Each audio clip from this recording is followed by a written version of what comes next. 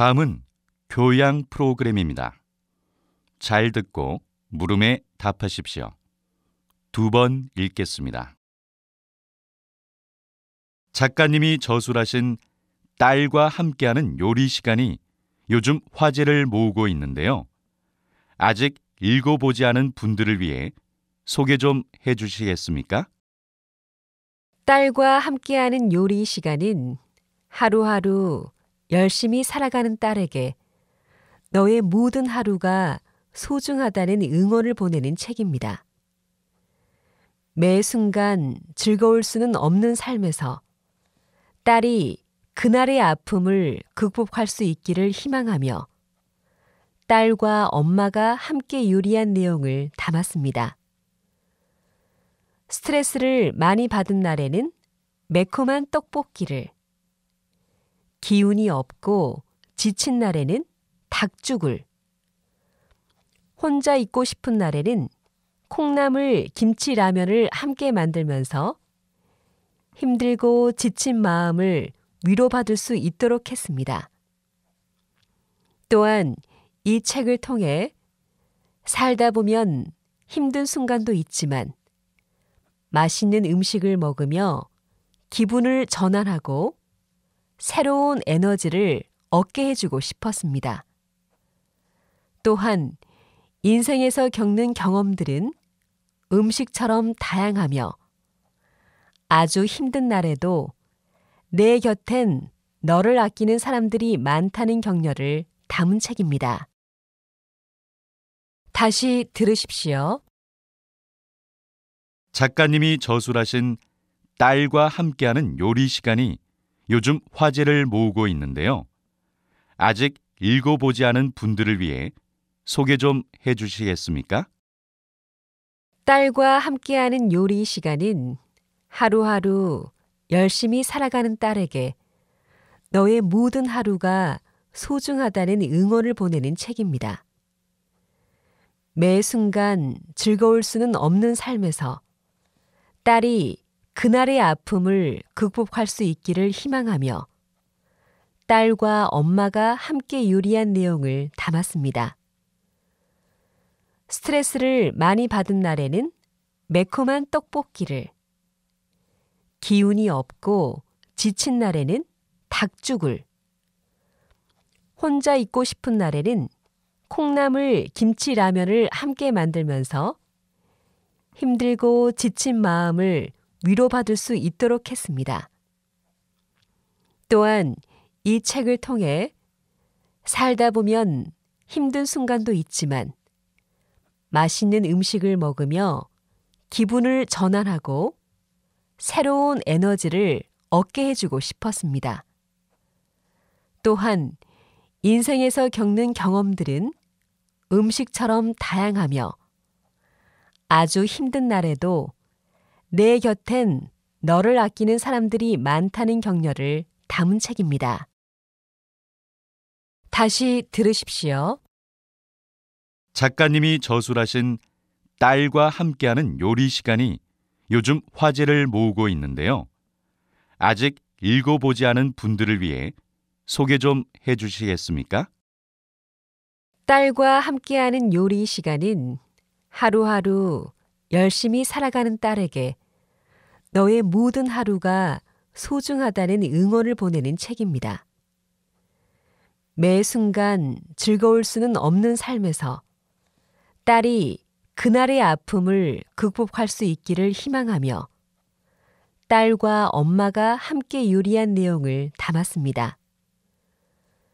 스트레스를 많이 받은 날에는 매콤한 떡볶이를, 기운이 없고 지친 날에는 닭죽을, 혼자 있고 싶은 날에는 콩나물 김치라면을 함께 만들면서 힘들고 지친 마음을 위로받을 수 있도록 했습니다. 또한 이 책을 통해 살다 보면 힘든 순간도 있지만 맛있는 음식을 먹으며 기분을 전환하고 새로운 에너지를 얻게 해주고 싶었습니다. 또한 인생에서 겪는 경험들은 음식처럼 다양하며 아주 힘든 날에도 내 곁엔 너를 아끼는 사람들이 많다는 격려를 담은 책입니다. 다시 들으십시오. 작가님이 저술하신 딸과 함께하는 요리 시간이 요즘 화제를 모으고 있는데요. 아직 읽어보지 않은 분들을 위해 소개 좀 해주시겠습니까? 딸과 함께하는 요리 시간은 하루하루 열심히 살아가는 딸에게 너의 모든 하루가 소중하다는 응원을 보내는 책입니다. 매 순간 즐거울 수는 없는 삶에서 딸이 그날의 아픔을 극복할 수 있기를 희망하며 딸과 엄마가 함께 요리한 내용을 담았습니다. 스트레스를 많이 받은 날에는 매콤한 떡볶이를, 기운이 없고 지친 날에는 닭죽을, 혼자 있고 싶은 날에는 콩나물 김치라면을 함께 만들면서 힘들고 지친 마음을 위로받을 수 있도록 했습니다.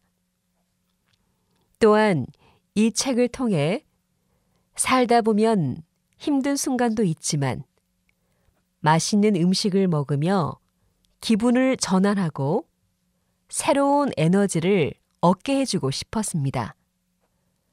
또한 인생에서 겪는 경험들은 음식처럼 다양하며 아주 힘든 날에도 내 곁엔 너를 아끼는 사람들이 많다는 격려를 담은 책입니다. 37번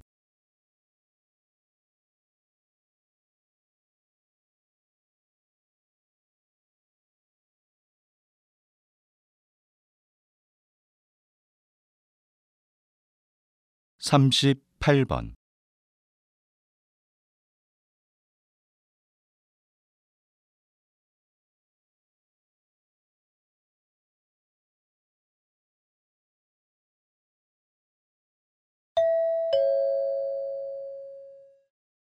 시장님, 독서 경영이라는 말이 조금은 생소한데요. 이 사업이 어떤 것인지 소개 좀 해주시겠습니까? 말 그대로 책 속에서 정보를 얻어 세상 경영에 도움을 받는 것입니다. 책을 읽는 과정에서 얻는 간접 경험을 통해 길러진 상상력이 세상을 이겨낼 역량이 됩니다. 이 역량은 어떤 자리에서도 이겨낼 힘을 가져다 줍니다. 그런 역량을 지닌 사람은 기술이 아무리 발달해도 두려울 것이 없습니다. 우리 시가 독서 경영 사업을 통해 지역사회 독서 문화를 확산시키고 실천하는 데 앞장서려고 합니다. 앞으로도 독서 경영을 통해 우리 시를 문화와 경제가 모두 조화롭게 발전하는 도시로 만들어 시민 누구나 행복한 삶을 살도록 할 것입니다. 다시 들으십시오. 시장님, 독서 경영이라는 말이 조금은 생소한데요. 이 사업이 어떤 것인지 소개 좀 해주시겠습니까? 말 그대로 책 속에서 정보를 얻어 세상 경영에 도움을 받는 것입니다. 책을 읽는 과정에서 얻는 간접 경험을 통해 길러진 상상력이 세상을 이겨낼 역량이 됩니다. 이 역량은 어떤 자리에서도 이겨낼 힘을 가져다 줍니다. 그런 역량을 지닌 사람은 기술이 아무리 발달해도 두려울 것이 없습니다. 우리 시가 독서 경영 사업을 통해 지역사회 독서 문화를 확산시키고 실천하는 데 앞장서려고 합니다. 앞으로도 독서 경영을 통해 우리 시를 문화와 경제가 모두 조화롭게 발전하는 도시로 만들어 시민 누구나 행복한 삶을 살도록 할 것입니다. 다시 들으십시오.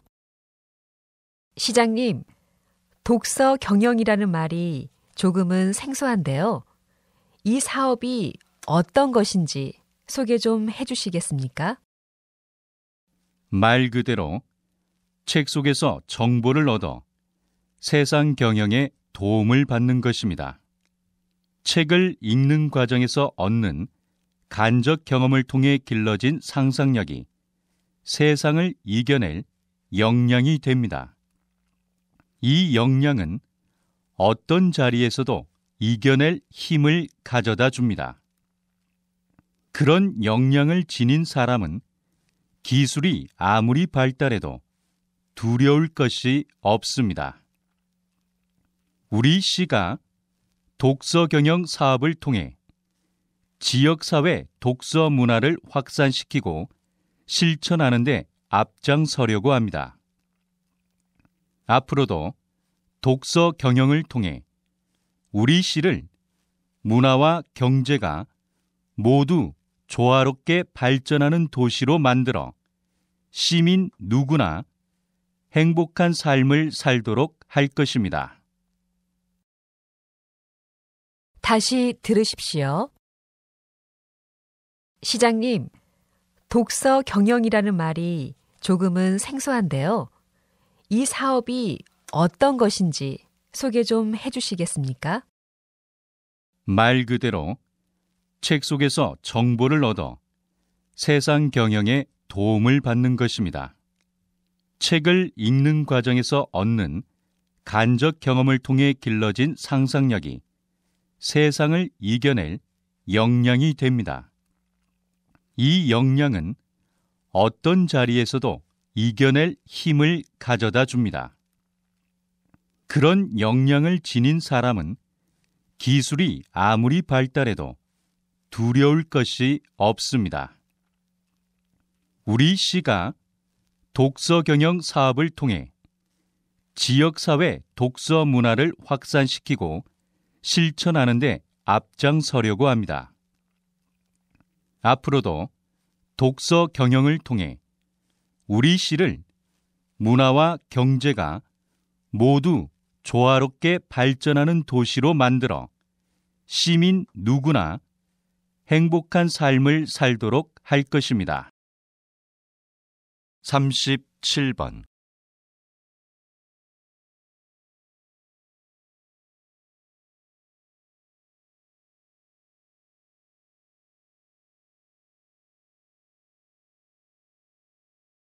38번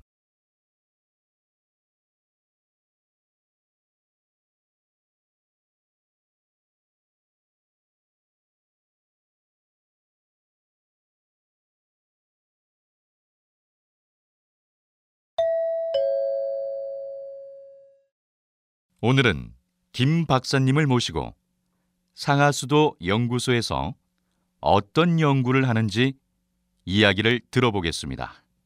박사님, 말씀해 주시죠. 저희 상하수도 연구소에서 주로 하는 일은 상수도를 만들어서 깨끗한 물을 공급하고 하수도로는 우리가 쓴 더러운 물을 처리하는 것입니다.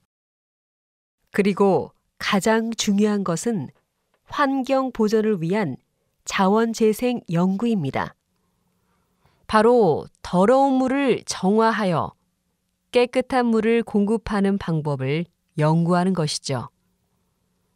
사람들이 많이 모여 사는 도시의 식수가 오염된다면 많은 사람들이 병에 걸리기 쉽습니다. 반대로 상하수도 시설이 잘 되어 있다면 시민들의 건강을 안전하게 지킬 수 있죠. 우리가 사는 환경과 무심코 마시는 물도 상하수도 시설을 통해 나온 것이라는 것을 잊어서는 안 됩니다. 다시 들으십시오. 오늘은 김 박사님을 모시고 상하수도 연구소에서 어떤 연구를 하는지 이야기를 들어보겠습니다. 박사님, 말씀해 주시죠. 저희 상하수도 연구소에서 주로 하는 일은 상수도를 만들어서 깨끗한 물을 공급하고 하수도로는 우리가 쓴 더러운 물을 처리하는 것입니다. 그리고 가장 중요한 것은 환경 보전을 위한 자원재생 연구입니다. 바로 더러운 물을 정화하여 깨끗한 물을 공급하는 방법을 연구하는 것이죠. 사람들이 많이 모여 사는 도시의 식수가 오염된다면 많은 사람들이 병에 걸리기 쉽습니다. 반대로 상하수도 시설이 잘 되어 있다면 시민들의 건강을 안전하게 지킬 수 있죠. 우리가 사는 환경과 무심코 마시는 물도 상하수도 시설을 통해 나온 것이라는 것을 잊어서는 안 됩니다. 다시 들으십시오. 오늘은 김 박사님을 모시고 상하수도 연구소에서 어떤 연구를 하는지 이야기를 들어보겠습니다. 박사님, 말씀해 주시죠. 저희 상하수도 연구소에서 주로 하는 일은 상수도를 만들어서 깨끗한 물을 공급하고 하수도로는 우리가 쓴 더러운 물을 처리하는 것입니다. 그리고 가장 중요한 것은 환경 보전을 위한 자원재생 연구입니다. 바로 더러운 물을 정화하여 깨끗한 물을 공급하는 방법을 연구하는 것이죠. 사람들이 많이 모여 사는 도시의 식수가 오염된다면 많은 사람들이 병에 걸리기 쉽습니다. 반대로 상하수도 시설이 잘 되어 있다면 시민들의 건강을 안전하게 지킬 수 있죠. 우리가 사는 환경과 무심코 마시는 물도 상하수도 시설을 통해 나온 것이라는 것을 잊어서는 안 됩니다. 다시 들으십시오. 오늘은 김 박사님을 모시고 상하수도 연구소에서 어떤 연구를 하는지 이야기를 들어보겠습니다. 박사님, 말씀해 주시죠. 저희 상하수도 연구소에서 주로 하는 일은 상수도를 만들어서 깨끗한 물을 공급하고 하수도로는 우리가 쓴 더러운 물을 처리하는 것입니다. 그리고 가장 중요한 것은 환경 보전을 위한 자원재생 연구입니다. 바로 더러운 물을 정화하여 깨끗한 물을 공급하는 방법을 연구하는 것이죠. 사람들이 많이 모여 사는 도시의 식수가 오염된다면 많은 사람들이 병에 걸리기 쉽습니다. 반대로 상하수도 시설이 잘 되어 있다면 시민들의 건강을 안전하게 지킬 수 있죠. 우리가 사는 환경과 무심코 마시는 물도 상하수도 시설을 통해 나온 것이라는 것을 잊어서는 안 됩니다. 37번.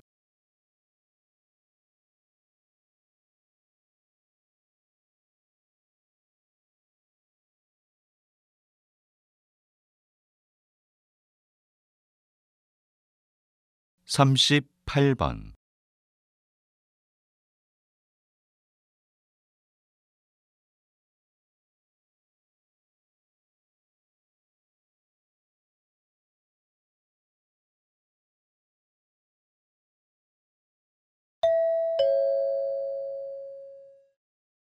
평생을 교사로, 어린이 문화운동가로 활동하신 선생님의 시집이 요즘 화제를 모으고 있는데요. 아직 읽어보지 않은 분들을 위해 소개 좀 해주시겠습니까? 이 시집은 아이들이 자신의 마음을 건강하게 표현할 수 있는 계기가 되었으면 하는 마음으로 쓴 책입니다.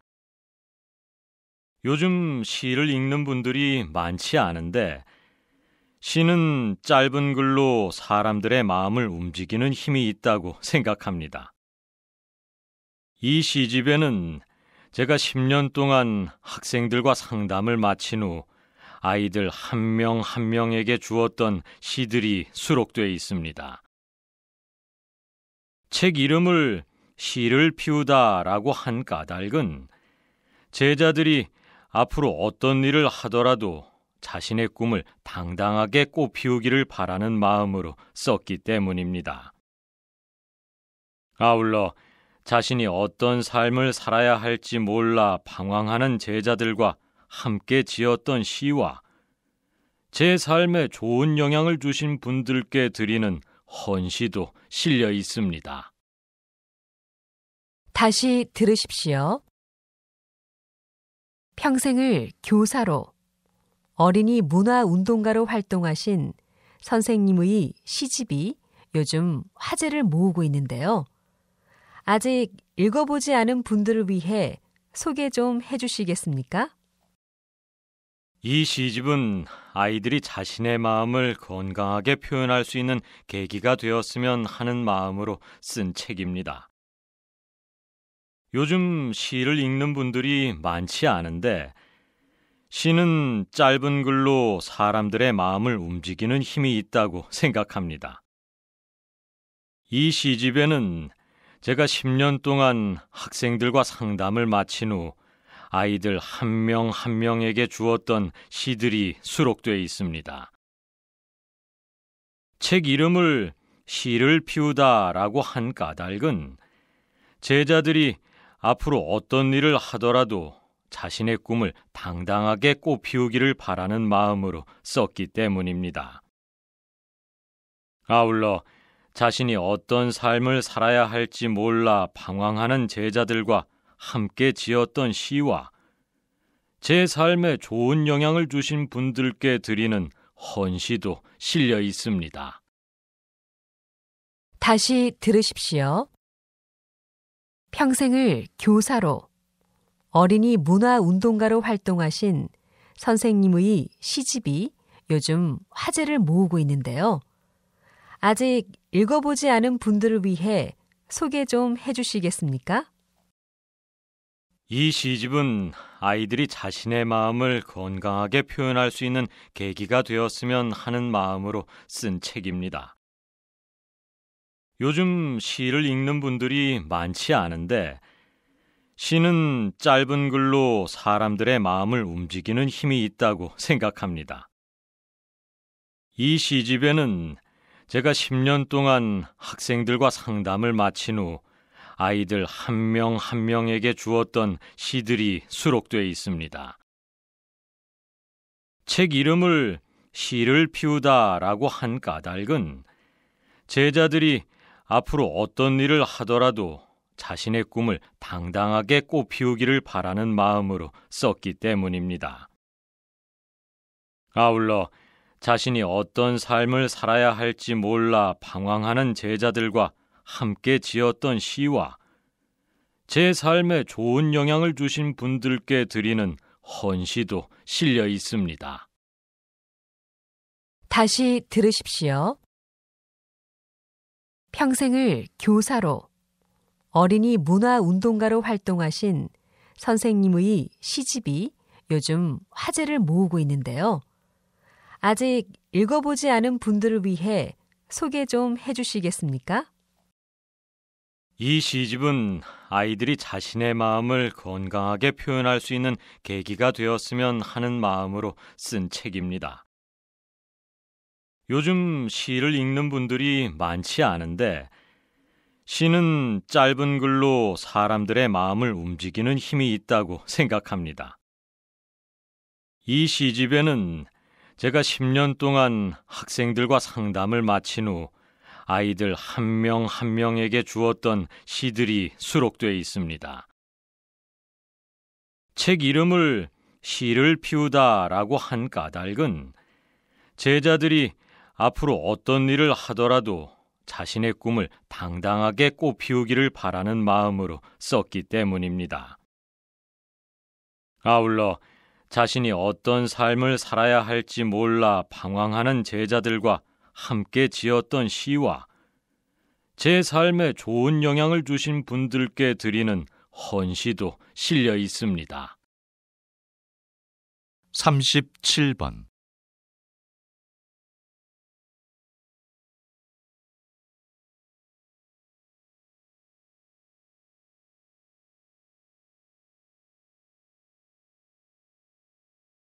삼십팔 번.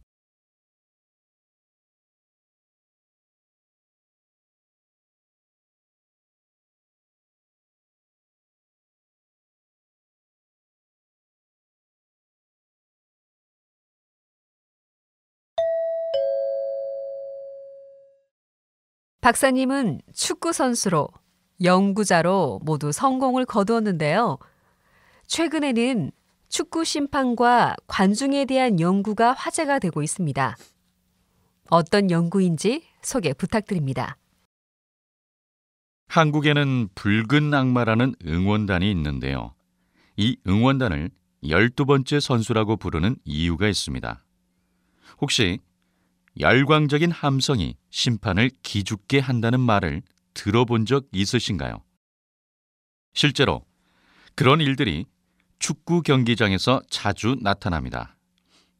축구 경기에서 검정색 옷을 입고 경기장을 누비는 심판들은 보통 5개의 까다로운 시험을 통해 선발되지만 가끔은 상황에 휘둘려 공정하지 못한 판정을 하는 경우가 있습니다. 영국 월버햄프턴 대학교의 연구팀이 축구 심판들을 두 그룹으로 나누어 흥미로운 실험을 했습니다.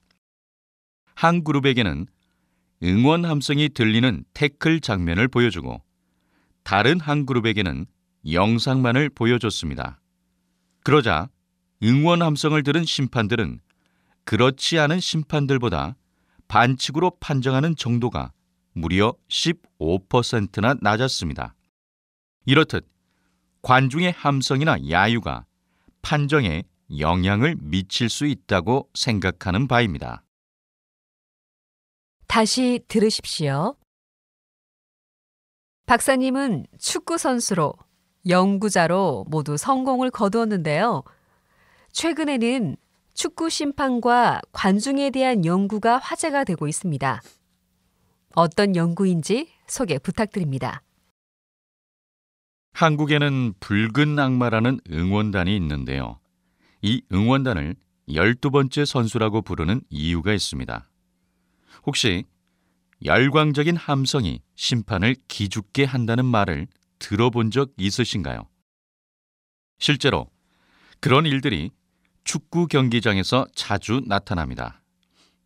축구 경기에서 검정색 옷을 입고 경기장을 누비는 심판들은 보통 5개의 까다로운 시험을 통해 선발되지만 가끔은 상황에 휘둘려 공정하지 못한 판정을 하는 경우가 있습니다. 영국 월버햄프턴 대학교의 연구팀이 축구 심판들을 두 그룹으로 나누어 흥미로운 실험을 했습니다. 한 그룹에게는 응원 함성이 들리는 태클 장면을 보여주고 다른 한 그룹에게는 영상만을 보여줬습니다. 그러자 응원 함성을 들은 심판들은 그렇지 않은 심판들보다 반칙으로 판정하는 정도가 무려 15%나 낮았습니다. 이렇듯 관중의 함성이나 야유가 판정에 영향을 미칠 수 있다고 생각하는 바입니다. 다시 들으십시오. 박사님은 축구 선수로, 연구자로 모두 성공을 거두었는데요. 최근에는 축구 심판과 관중에 대한 연구가 화제가 되고 있습니다. 어떤 연구인지 소개 부탁드립니다. 한국에는 붉은 악마라는 응원단이 있는데요. 이 응원단을 12번째 선수라고 부르는 이유가 있습니다. 혹시 열광적인 함성이 심판을 기죽게 한다는 말을 들어본 적 있으신가요? 실제로 그런 일들이 축구 경기장에서 자주 나타납니다. 축구 경기에서 검정색 옷을 입고 경기장을 누비는 심판들은 보통 5개의 까다로운 시험을 통해 선발되지만 가끔은 상황에 휘둘려 공정하지 못한 판정을 하는 경우가 있습니다. 영국 월버햄프턴 대학교의 연구팀이 축구 심판들을 두 그룹으로 나누어 흥미로운 실험을 했습니다. 한 그룹에게는 응원 함성이 들리는 태클 장면을 보여주고 다른 한 그룹에게는 영상만을 보여줬습니다. 그러자 응원 함성을 들은 심판들은 그렇지 않은 심판들보다 반칙으로 판정하는 정도가 무려 15%나 낮았습니다.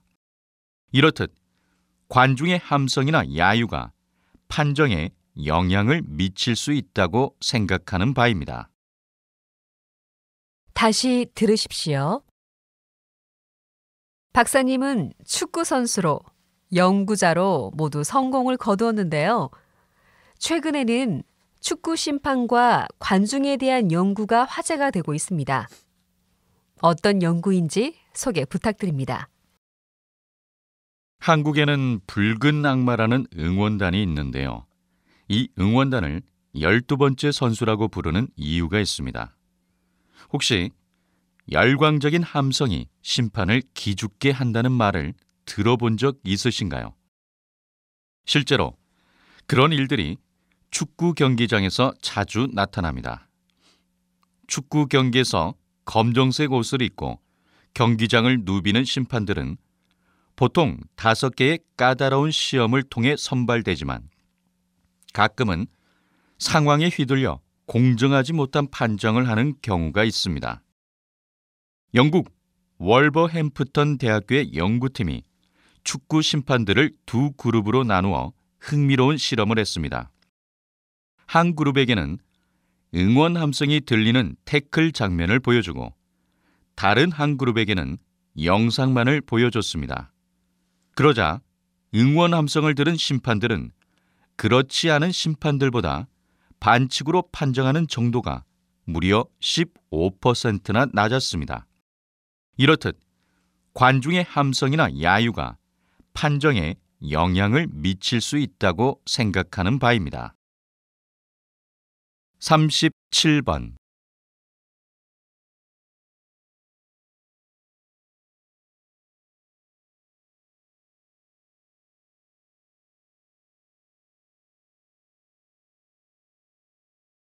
38번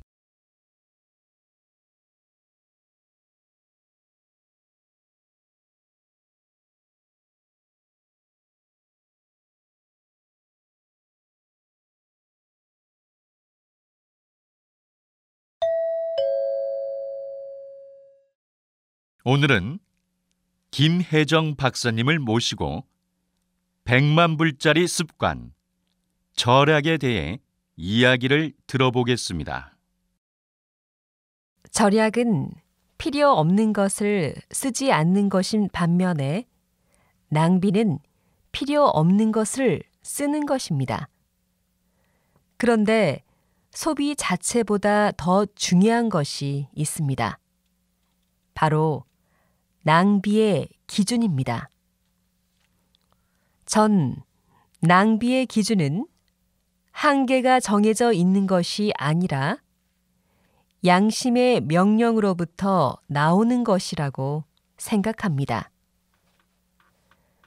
공중 화장실이나 회사 사무실, 관공서에는 절약이라는 단어가 붙어 있는 경우가 많은데요. 이것이 바로 양심의 명령과 관련이 있습니다. 낭비는 내 것이 아니라고 생각해서 마음대로 사용하는 것에서 시작합니다. 예를 들어 수도꼭지물을 잠그지 않거나 공원 화장실에서 휴지를 마구 쓰는 경우입니다. 따라서 필요 없는 것을 쓰지 않는 절약도 중요하지만 무엇보다도 양심의 명령에 따라 다 같이 사용하는 것에 대한 낭비를 줄이는 것이 중요하다고 생각합니다. 다시 들으십시오. 오늘은 김혜정 박사님을 모시고 100만 불짜리 습관, 절약에 대해 이야기를 들어보겠습니다. 절약은 필요 없는 것을 쓰지 않는 것인 반면에 낭비는 필요 없는 것을 쓰는 것입니다. 그런데 소비 자체보다 더 중요한 것이 있습니다. 바로 낭비의 기준입니다. 전 낭비의 기준은 한계가 정해져 있는 것이 아니라 양심의 명령으로부터 나오는 것이라고 생각합니다. 공중 화장실이나 회사 사무실, 관공서에는 절약이라는 단어가 붙어 있는 경우가 많은데요. 이것이 바로 양심의 명령과 관련이 있습니다. 낭비는 내 것이 아니라고 생각해서 마음대로 사용하는 것에서 시작합니다. 예를 들어 수도꼭지물을 잠그지 않거나 공원 화장실에서 휴지를 마구 쓰는 경우입니다. 따라서 필요 없는 것을 쓰지 않는 절약도 중요하지만 무엇보다도 양심의 명령에 따라 다 같이 사용하는 것에 대한 낭비를 줄이는 것이 중요하다고 생각합니다. 다시 들으십시오. 오늘은 김혜정 박사님을 모시고 100만 불짜리 습관, 절약에 대해 이야기를 들어보겠습니다. 절약은 필요 없는 것을 쓰지 않는 것인 반면에 낭비는 필요 없는 것을 쓰는 것입니다. 그런데 소비 자체보다 더 중요한 것이 있습니다. 바로 낭비의 기준입니다. 전 낭비의 기준은 한계가 정해져 있는 것이 아니라 양심의 명령으로부터 나오는 것이라고 생각합니다. 공중 화장실이나 회사 사무실, 관공서에는 절약이라는 단어가 붙어 있는 경우가 많은데요. 이것이 바로 양심의 명령과 관련이 있습니다. 낭비는 내 것이 아니라고 생각해서 마음대로 사용하는 것에서 시작합니다. 예를 들어 수도꼭지물을 잠그지 않거나 공원 화장실에서 휴지를 마구 쓰는 경우입니다. 따라서 필요 없는 것을 쓰지 않는 절약도 중요하지만 무엇보다도 양심의 명령에 따라 다 같이 사용하는 것에 대한 낭비를 줄이는 것이 중요하다고 생각합니다. 다시 들으십시오. 오늘은 김혜정 박사님을 모시고 100만 불짜리 습관, 절약에 대해 이야기를 들어보겠습니다. 절약은 필요 없는 것을 쓰지 않는 것인 반면에 낭비는 필요 없는 것을 쓰는 것입니다. 그런데 소비 자체보다 더 중요한 것이 있습니다. 바로 낭비의 기준입니다. 전 낭비의 기준은 한계가 정해져 있는 것이 아니라 양심의 명령으로부터 나오는 것이라고 생각합니다.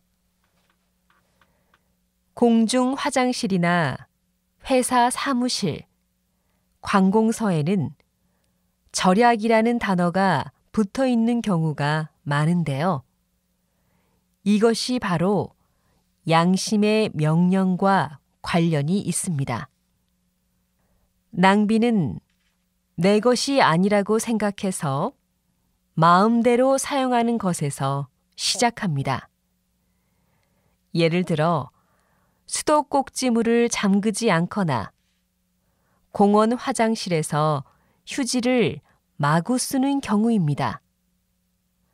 따라서 필요 없는 것을 쓰지 않는 절약도 중요하지만 무엇보다도 양심의 명령에 따라 다 같이 사용하는 것에 대한 낭비를 줄이는 것이 중요하다고 생각합니다. 37번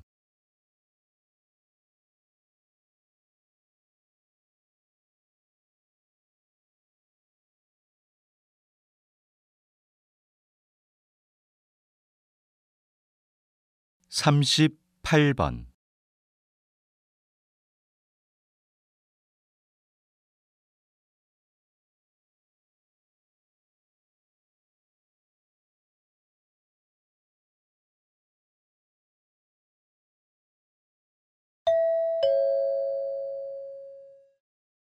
작가님, 글씨를 통한 마음 수양이 무엇인지 소개 좀 해주시겠습니까? 네. 서예에는 서법, 서예, 서도가 있는데 모두 붓글씨를 쓰는 것을 의미하지만 글씨를 통해 얻고자 하는 것은 차이가 있습니다. 서법은 글씨를 쓰는 법을, 서예는 붓으로 글씨를 쓰는 예술을, 서도는 글씨를 예술로 승화시키며 수양하는 자세를 배운다는 의미입니다. 오늘 제가 말씀드리고자 하는 것은 서도입니다. 서도는 글씨를 쓰면서 마음을 수양하는 것입니다. 또한 오래된 글씨를 따라 쓰며 옛 사람들과 대화를 나누는 것입니다. 그런데 이러한 서도의 최우선적 전제는 정형화된 펜과는 달리 붓만이 갖는 독특함, 즉 굵고 약함을 조절할 수 있는 붓의 힘과 글씨를 쓰는 사람의 인품이 함께 어우러지는 것입니다. 다시 들으십시오. 작가님, 글씨를 통한 마음 수양이 무엇인지 소개 좀 해주시겠습니까? 네. 서예에는 서법, 서예, 서도가 있는데 모두 붓글씨를 쓰는 것을 의미하지만 글씨를 통해 얻고자 하는 것은 차이가 있습니다. 서법은 글씨를 쓰는 법을, 서예는 붓으로 글씨를 쓰는 예술을, 서도는 글씨를 예술로 승화시키며 수양하는 자세를 배운다는 의미입니다. 오늘 제가 말씀드리고자 하는 것은 서도입니다.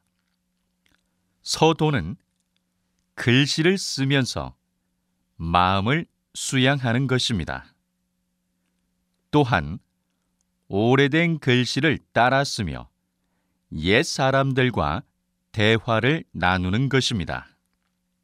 그런데 이러한 서도의 최우선적 전제는 정형화된 펜과는 달리 붓만이 갖는 독특함, 즉 굵고 약함을 조절할 수 있는 붓의 힘과 글씨를 쓰는 사람의 인품이 함께 어우러지는 것입니다.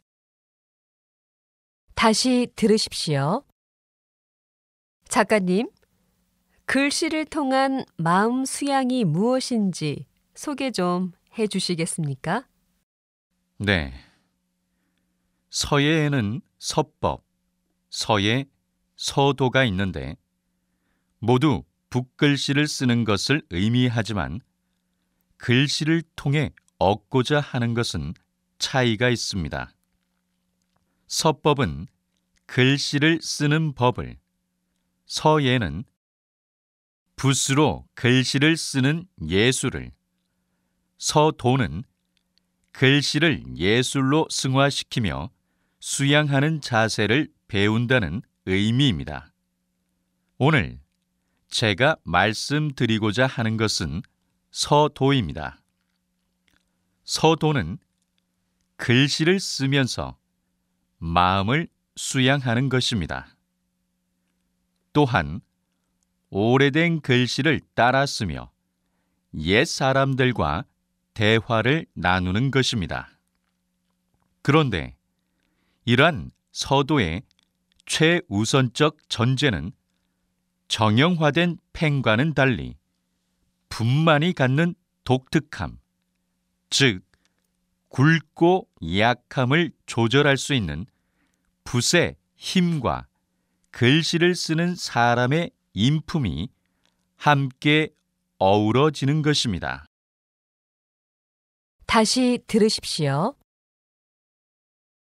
작가님, 글씨를 통한 마음 수양이 무엇인지 소개 좀 해주시겠습니까? 네.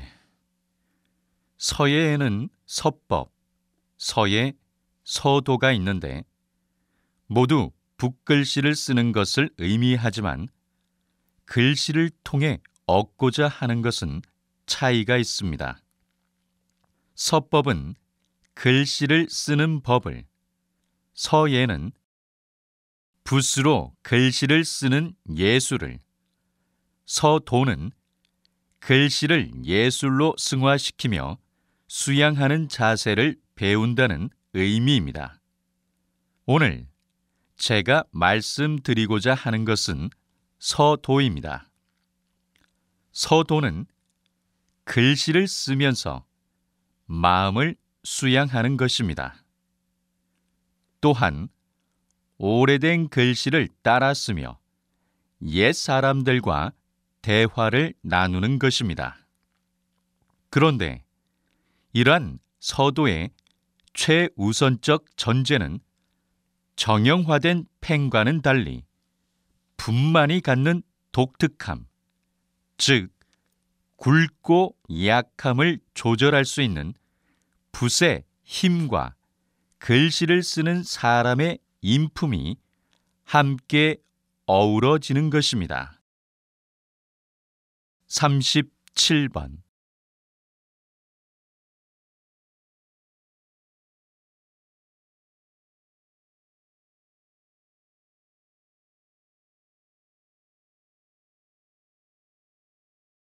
38번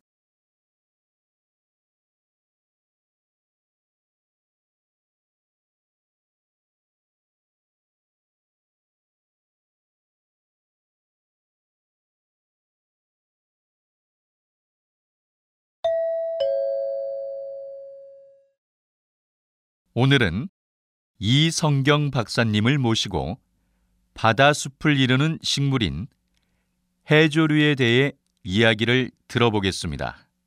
박사님, 해조류는 어떤 식물인가요? 말씀하신 대로 땅 위 많은 나무와 풀이 숲을 이루듯이 바다 속에서도 바다숲을 이루는 식물이 있는데 이것이 해조류입니다. 해조류에는 엽록소가 들어있어 이산화탄소와 햇빛을 이용해 광합성을 합니다. 그래서 바다 속에 있는 이산화탄소를 흡수하여 산소를 만들어냅니다. 해조류가 지구에서 발생하는 산소의 70%를 만든다고 하니 바다뿐 아니라 지구 전체에 영향을 많이 끼친다고 말할 수 있겠죠. 특히 다시마는 지구에 있는 식물 가운데 광합성 능력이 가장 뛰어납니다. 또한 해조류 숲은 물고기들이 편안하게 쉴 수 있는 집이 되기도 합니다. 이와 같이 해조류는 바다 환경과 깨끗한 지구를 위해 꼭 필요한 존재라고 할 수 있습니다. 다시 들으십시오. 오늘은 이성경 박사님을 모시고 바다숲을 이루는 식물인 해조류에 대해 이야기를 들어보겠습니다. 박사님, 해조류는 어떤 식물인가요?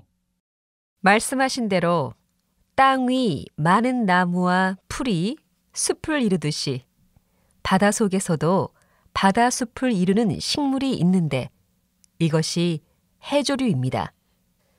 해조류에는 엽록소가 들어있어 이산화탄소와 햇빛을 이용해 광합성을 합니다. 그래서 바다 속에 있는 이산화탄소를 흡수하여 산소를 만들어냅니다.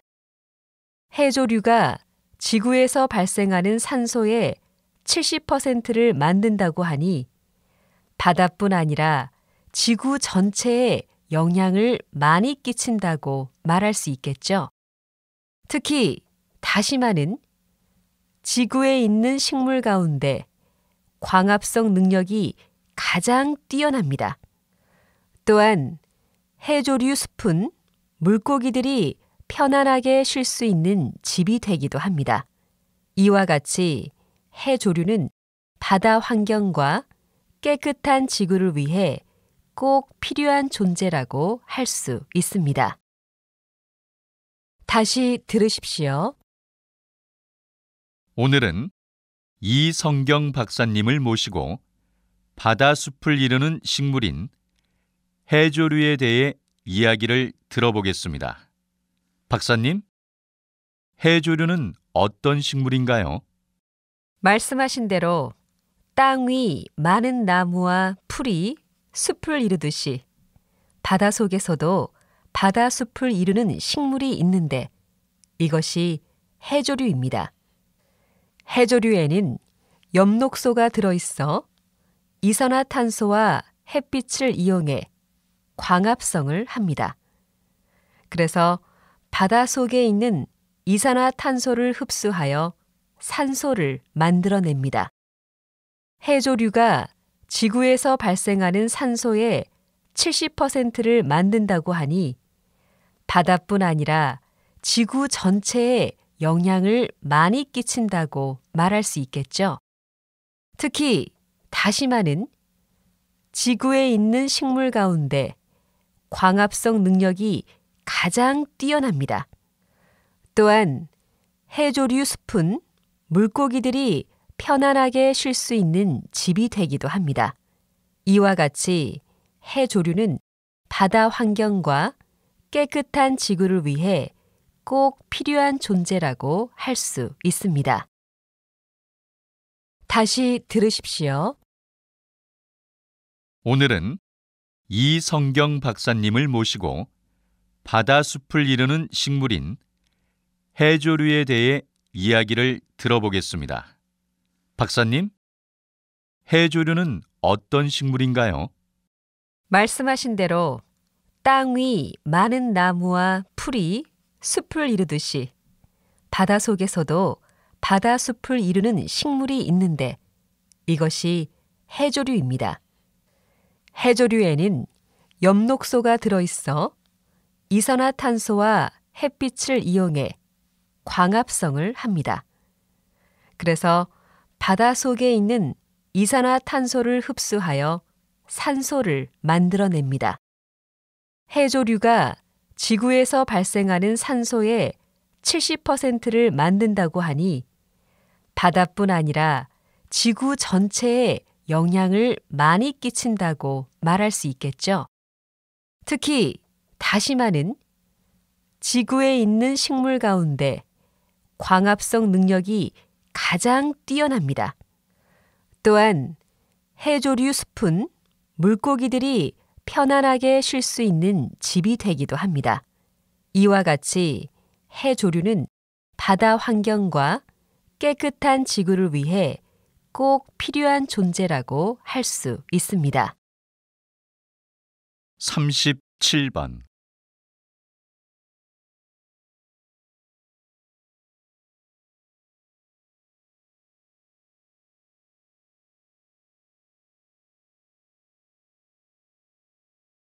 38번.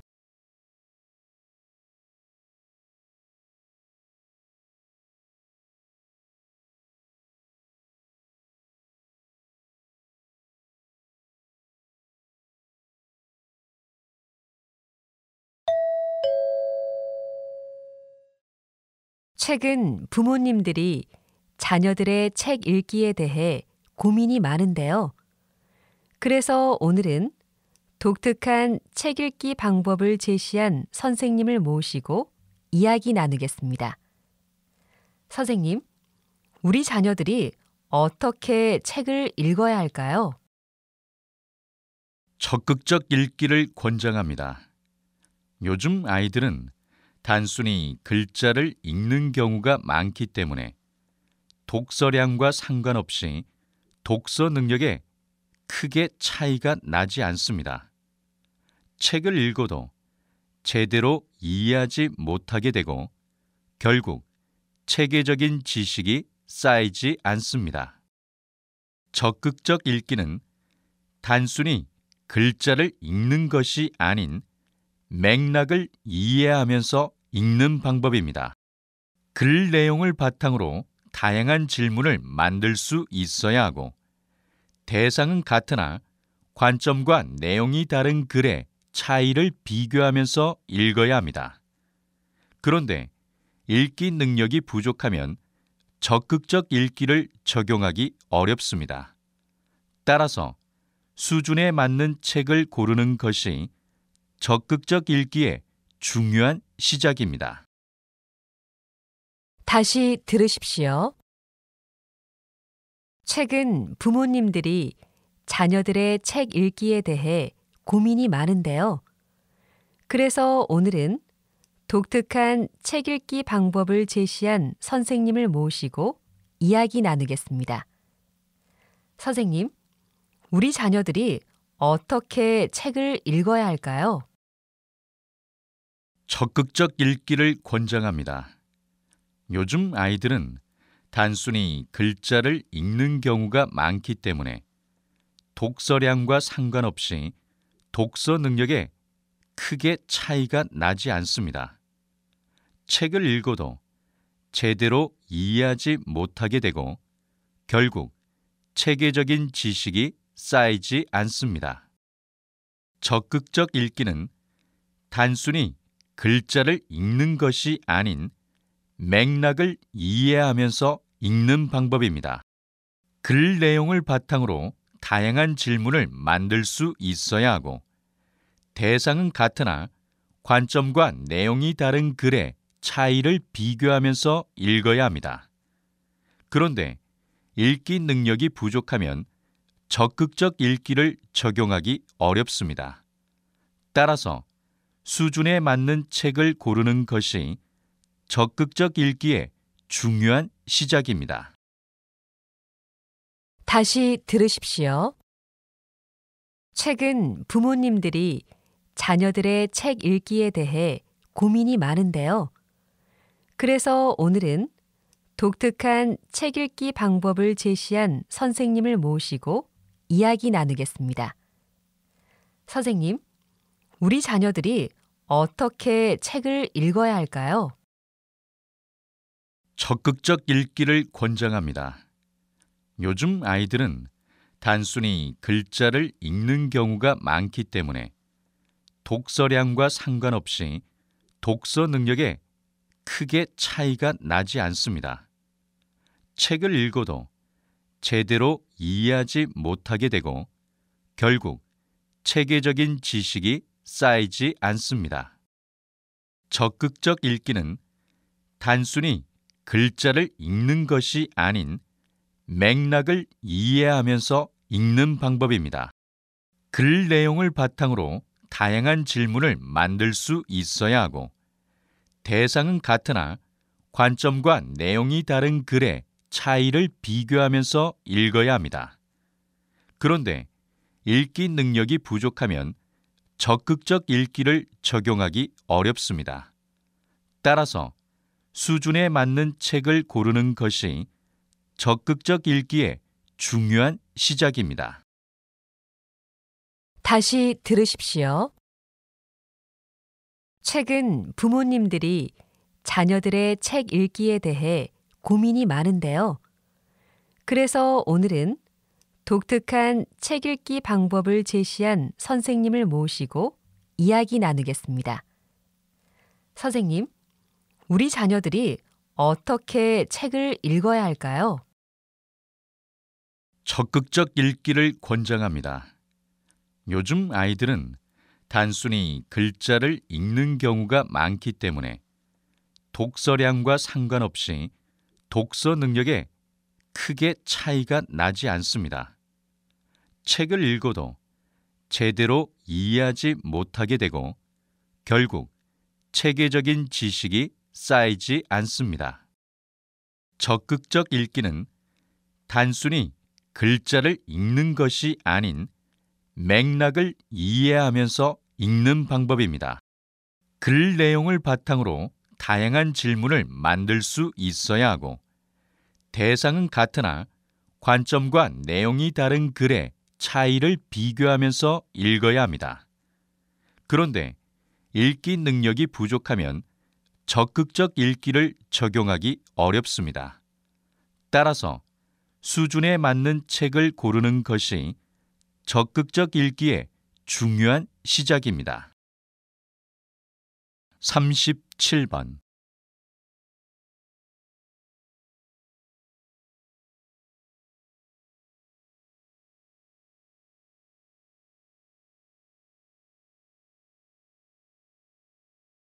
38번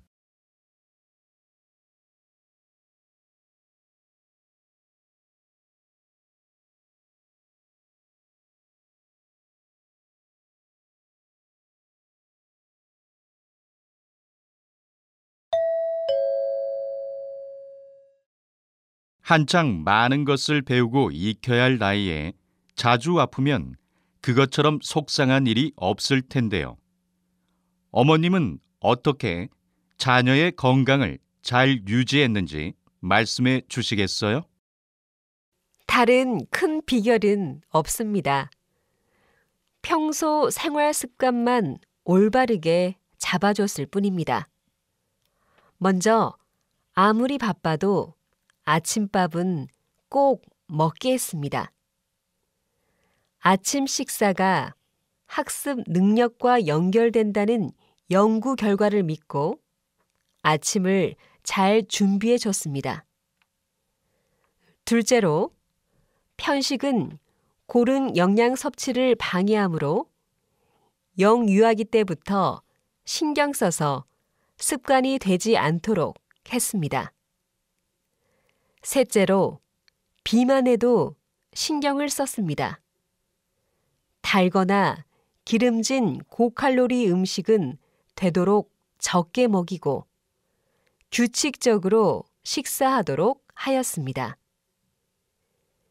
비만을 유발하는 패스트푸드나 인스턴트 식품은 될 수 있으면 적게 먹도록 했고요.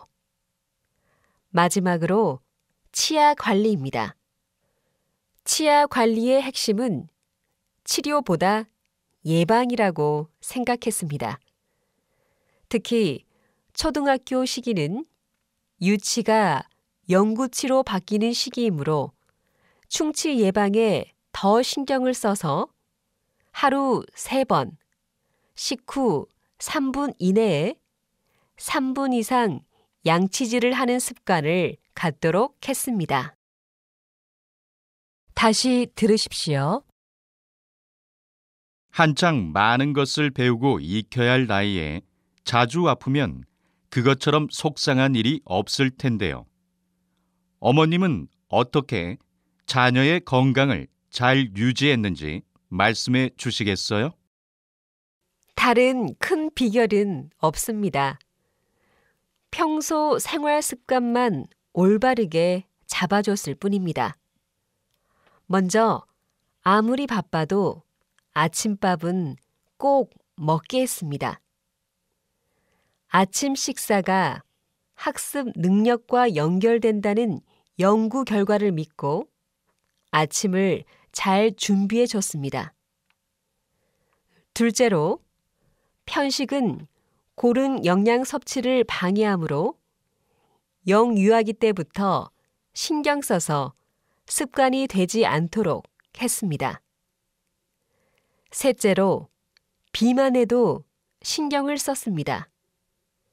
달거나 기름진 고칼로리 음식은 되도록 적게 먹이고 규칙적으로 식사하도록 하였습니다. 비만을 유발하는 패스트푸드나 인스턴트 식품은 될 수 있으면 적게 먹도록 했고요. 마지막으로 치아 관리입니다. 치아 관리의 핵심은 치료보다 예방이라고 생각했습니다. 특히 초등학교 시기는 유치가 영구치로 바뀌는 시기이므로 충치 예방에 더 신경을 써서 하루 3번, 식후 3분 이내에 3분 이상 양치질을 하는 습관을 갖도록 했습니다. 다시 들으십시오. 한창 많은 것을 배우고 익혀야 할 나이에 자주 아프면 그것처럼 속상한 일이 없을 텐데요. 어머님은 어떻게 자녀의 건강을 잘 유지했는지 말씀해 주시겠어요? 다른 큰 비결은 없습니다. 평소 생활 습관만 올바르게 잡아줬을 뿐입니다. 먼저 아무리 바빠도 아침밥은 꼭 먹게 했습니다. 아침 식사가 학습 능력과 연결된다는 연구 결과를 믿고 아침을 잘 준비해 줬습니다. 둘째로, 편식은 고른 영양 섭취를 방해하므로 영유아기 때부터 신경 써서 습관이 되지 않도록 했습니다. 셋째로, 비만에도 신경을 썼습니다. 달거나 기름진 고칼로리 음식은 되도록 적게 먹이고 규칙적으로 식사하도록 하였습니다. 비만을 유발하는 패스트푸드나 인스턴트 식품은 될 수 있으면 적게 먹도록 했고요. 마지막으로 치아 관리입니다. 치아 관리의 핵심은 치료보다 예방이라고 생각했습니다. 특히 초등학교 시기는 유치가 영구치로 바뀌는 시기이므로 충치 예방에 더 신경을 써서 하루 3번, 식후 3분 이내에 3분 이상 양치질을 하는 습관을 갖도록 했습니다. 다시 들으십시오. 한창 많은 것을 배우고 익혀야 할 나이에 자주 아프면 그것처럼 속상한 일이 없을 텐데요. 어머님은 어떻게 자녀의 건강을 잘 유지했는지 말씀해 주시겠어요? 다른 큰 비결은 없습니다.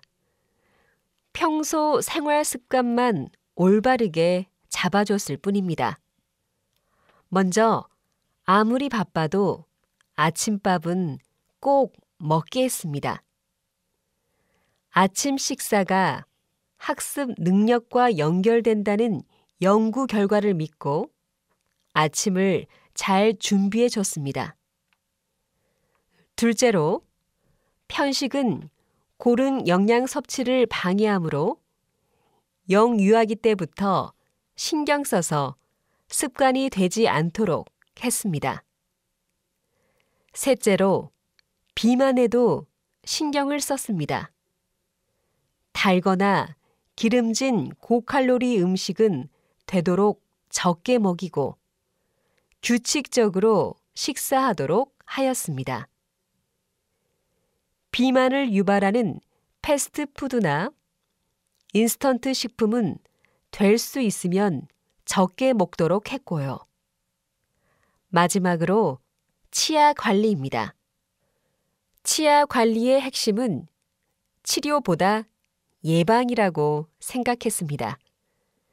특히 초등학교 시기는 유치가 영구치로 바뀌는 시기이므로 충치 예방에 더 신경을 써서 하루 3번, 식후 3분 이내에 3분 이상 양치질을 하는 습관을 갖도록 했습니다.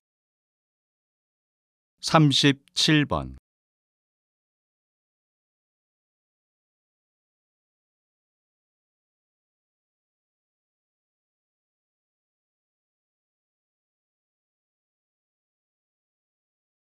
38번.